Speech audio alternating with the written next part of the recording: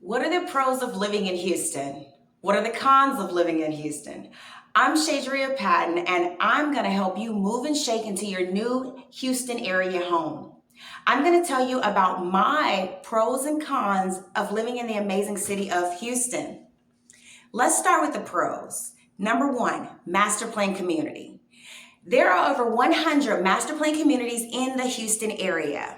A master plan community is a large-scale residential neighborhood with a large number of recreational and commercial amenities such as golf courses, tennis courts, lakes, parks, playgrounds, swimming pools, even stores and restaurants. Some master plan communities may have schools, office parks, and large shopping centers, and other businesses as well. So because I'm in Fort Bend County, my favorite master plan community is Sienna.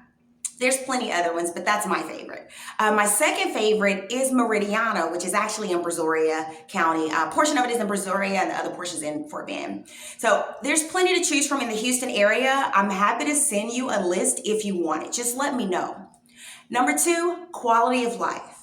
Salary.com reported that the cost of living in Houston is actually 8% lower than the national average. So whether you're raising a family or living the single child free life, you can find quality of life worth living and smiling about here in Houston. So if you're raising a family, you'll find neighborhoods with like great schools in the suburbs. You'll also find good schools, both private and public, in the inner city areas. So you'll have plenty of intramural sports and sports clubs for your kids and even for adults if you love that stuff. For any sports that your kid are interested in, there's an opportunity for that here in Houston. Now, if you're living that single, child-free life, you will never get bored in Houston. Like, the restaurants are plentiful, the things to do are endless, and the social scene is just massive here. So if you are home with nothing to do, it's because you personally decided to take a break from Houston's action, okay? My third pro of Houston is the parks. Like, Houston has plenty of parks. There's over 300 parks and more than 200 green spaces of bike and hike trails. My favorites are Herman Park, Discovery Green, and Memorial Park. Herman Park is 8 miles from downtown and home to the Centennial Gardens, a Japanese garden, Miller Outdoor Theater, the Houston Zoo, many trails, and amazing picnic spots as well. There's even like a railroad that you can ride around on to get from one spot to the next. So Discovery Green is my second favorite park. It's right next to the George R. Brown Convention Center. There's always something new to do there, and you'll always find like food trucks nearby, and the park is open late until like 11 o'clock. And believe me, there's people out there at 11 o'clock, plenty. Another park that many locals love is Memorial Park. Memorial Park is huge and includes like over 1,400 acres of trails, walking, running. There's picnic areas, playgrounds, volleyball courts, a huge tennis area, ballparks, and a major golf course. The area is pretty awesome, so definitely check that one out.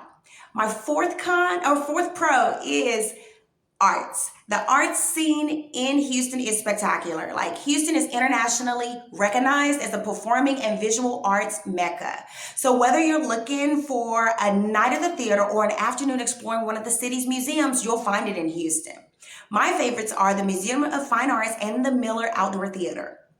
At the Museum of Fine Arts, you'll find restaurants, live music, and various events year-round in addition to the actual art, right? And general admission is actually free on Thursdays, courtesy of the Shell Oil Company. And that's when I normally go. If you have a Bank of America credit or debit card, you get free admission during the first full week of every month. And if you have a Lone Star Texas card, you get free admission any day for up to like 6 people. So my second favorite art place is theatrical arts, musical arts, which is the Miller Outdoor Theater. It's like a pavilion area where you can order your free tickets online 2 days before any event. The tickets are only for the covered pavilion. You can also just show up with no tickets and hang out on the hill with your blanket, chairs, snacks, friends, and just enjoy any live performance that they have. So there's nothing going on there in the winter. Miller is more of a summer and spring spot. Okay, so those are my top pros of Houston, which includes the parks, the arts, the master plan communities, and the quality of life. Please subscribe, hit the like button, and the bell to be notified about new videos, okay?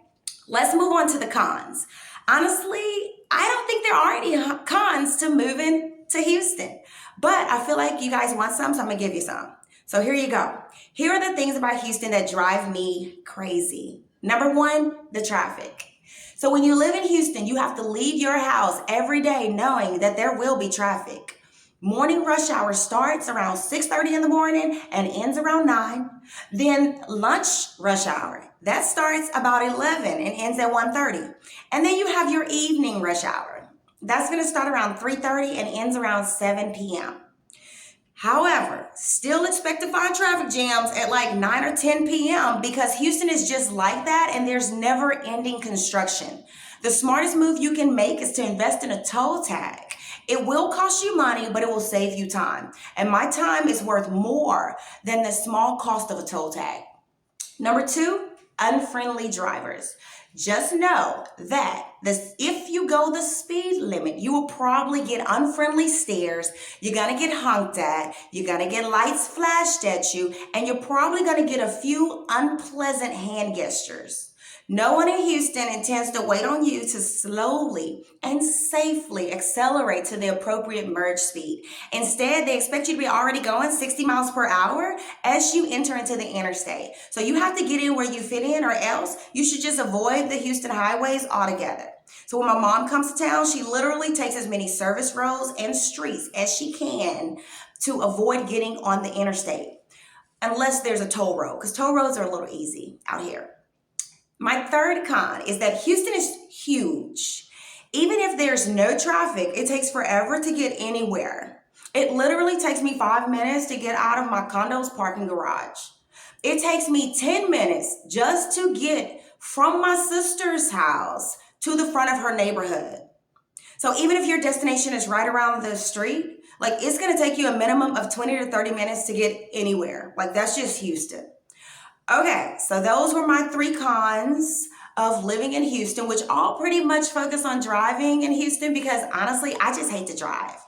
So here's a couple of tips for finding your next favorite area in Houston. Research the master plan communities of Houston so that you know what's available to you, okay, and the cost of living in that area. Get out and explore one new park, museum, or like new Houston spot in each week so that you can know the various like Houston areas. And finally, just mentally prepare for driving in Houston. It's not for the faint of heart. Better yet, just call an Uber.